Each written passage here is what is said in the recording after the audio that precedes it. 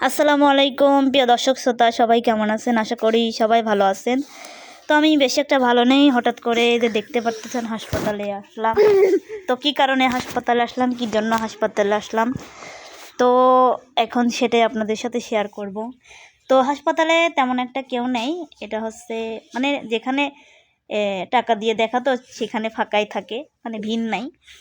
ওই প্রেসক্রিপশন আইনে দেখায় অমনি নিয়ে চলে যায়। তো এটা হচ্ছে আলট্রাসাউন্ড ঘর, যেটা দেখতে পাচ্ছেন।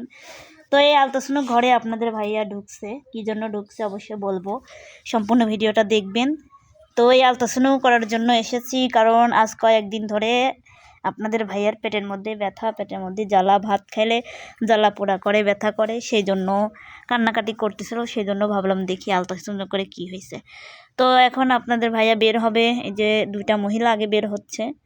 মানে হাসপাতাল তো জানেনই, মহিলা বেশি ছেলেদের সাইডে। তো আসলে এই মহিলাদের কি বলবো, এনাদের নিয়ে কিছু বলবো অবশ্যই। তো এরা হচ্ছে গা মানে আমাকে দেখছে অনেকক্ষণ ধরে, দেখার পরে আপনাদের ভাইয়াকেও দেখছে। তো আলিপ লম্বা টম্বা, একটু সুন্দর চেহারা, এর জন্য ওনাদের মনে অনেক প্রশ্ন, বুঝছেন। আমাকে অনেক কথা জিজ্ঞেস করছে, আমি উত্তর দিছি। তারপরে আবার এই একই কথা রিপিট করে আবার এই আলিপকে জিজ্ঞেস করতেছে। আমাকে প্রথমে বললো যে এটা তোমার কে হয়, আমি বলছি কিন্তু স্বামী হয়। তারপরে এই মহিলা আবার আলিপের কাছে এসে বলতেছে যে ওটা কে হয় তোমার। তাহলে বোঝেন কত লেভেলের এরা হলে, মানে মানুষকে অপছন্দ করলে এগুলা জিজ্ঞেস করতে পারে। আমার কথা, ওনাদের চাকরি ওনারা করবে, কে কার সাথে মানালো কি না মানালো ওনাদের তো ওটা দেখার টাইম নেই। ওনাদের বেতন দিয়ে রাখছে, ওনারা চাকরি করবে। তো যাই হোক, আলিফ বললো যে ওটা আমার বউ হয়। তখন মহিলারা ওই দিক সরে গেল কিছু বলার জন্য। যাই হোক, ওই মহিলাদের আর কি বলবো, আসলে মানুষের মন যেমন প্রশ্ন ওই একই রকম হয়। তো আলিফকে নিয়ে নিচে চলে আসলাম, রিপোর্ট নিচে দিবে, নিচে থেকে রিপোর্টটা নিব, নিয়ে আপনাদের আজকে পুরো পাবনা শহর, মানে পাবনা সদর হাসপাতালের গেটের সামনে, এটা হচ্ছে জমজম একটা ক্লিনিক আছে ওখানে আর কি। তো ওখান থেকে আলট্রাসাউন্ডটা করলাম আর কি। তো এখানে যে রিপোর্টের জন্য দাঁড়িয়ে আসছি, রিপোর্টটা নিব, এখান থেকে রিপোর্টটা নিয়ে আমাদের বাড়ির উদ্দেশ্যে রওনা দেবে। এবং একটা মানুষের সাথে দেখা করব, তো তাকে খুঁজবো, খুঁজে তারপরে যাব। তো এখন এই যে রিপোর্টের জন্য দাঁড়িয়ে আছে। তো আসলে আমরা আবার কি পাগলের পাগল, মনে করেন যে রিপোর্ট দিবি এক জায়গা, দাঁড়া লইছি এক জায়গা, বুঝছেন। তো আমরা তো জানি না যে এখানে রিপোর্ট দিবে না। তবে ওই মহিলা কয়ে দিল যে, ওখানে একটা মহিলা ছিল, সে বলল যে রিপোর্ট তো এখানে দেয় না ভাইয়া, ওইখানে দেয়, ওখানে যান। তারপরে উনি বলে দিল, তো ওনার কথা মতো আমি ওনাকে বলতেছি যে এদিকে আসেন। তো আসলে নতুন নতুন গেলে যা হয়, তো একটু আপনাদের ভাইয়া বসে সময় পাইল না, অমনি রিপোর্টের জন্য ডাকলো, রিপোর্টটা দিয়ে দিল।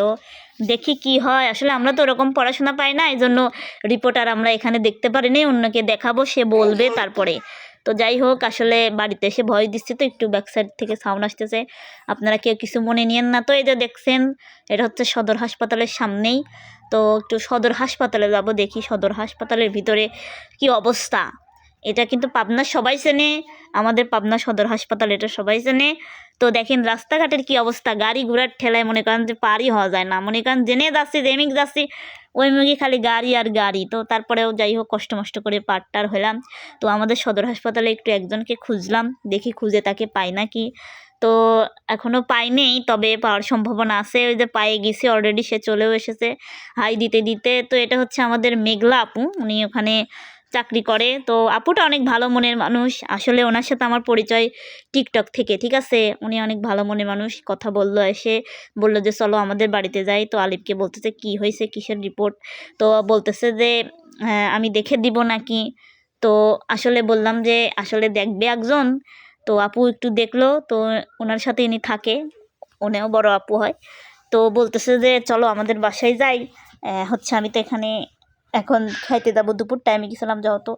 তো বললাম যে না থাক, যাবো না, অন্য একদিন যাবো ইনশাল্লাহ, এখন আপনি থাকেন। তো এখন আমরা যাচ্ছি বাড়ির উদ্দেশ্যে, গাড়ি খুঁজতেছি। দেখেন গাড়ি তো খুঁজাই যাচ্ছে না, গাড়ি মানে পাওয়াই যায় না, মানে গাড়ির, তো গাড়ির জন্য আমরা দাঁড়িয়ে আছি। অবশেষে দেখি কোন গাড়ি পাওয়া যায়। তো আসলে বাড়িতে এসে ভয় দিলে যা হয়, সওয়াল পাল তো আছে, মনে করেন যে ওরা এমন করার তারাই খায়। তো এখন আমরা গাড়ি খুঁজতেছি, হাই রে মনে করেন যে ভিড় এই জায়গাটা, আগে তো আরও বেশি ছিলি। আসলে যারা গাড়ি ঘোড়াতে চলাফেরা করেন, হাঁটা চলা করেন, একটু দেখে শুনে চলবেন, কারণ একদিনের দুর্ঘটনা সারা জীবনের কান্না। তো আমরা গাড়িতে উঠে পড়লাম অবশেষে। আপনাদের ভাইয়া আসলে রিপোর্টে ওই আলট্রাসাউন্ডেরই দেখতে দেখতে আসতেছে যে আমার কী ব্যান হলো। আসলে আমারও খুব চিন্তার বিষয় ছিল যে কী ব্যান হলো, এত সমস্যা, মানে প্রচণ্ড পরিমাণ পেট ব্যথায় খাওয়ার গেলেই। তো আপনারাও একটু জানাবেন যদি জেনে থাকেন, কেউ যদি কোনো ডাক্তার বা কোনো পরামর্শ লোক যদি আমার ভিডিওটা দেখেন, অবশ্যই একটু জানাবেন এটা কেন হয়। তো দেখি কি আসছে রিপোর্টে, সেটা আপনাদেরকেও শোনাবো। তো বাড়িতে যাচ্ছি আর কি, বাড়িতে মানে আসলে সকালে আইছিলাম খাওয়া দাওয়া ছাড়াই। তো যাই হোক, আমাদের গাড়িতে উঠে একটা দর্শকের সঙ্গে দেখা হলো।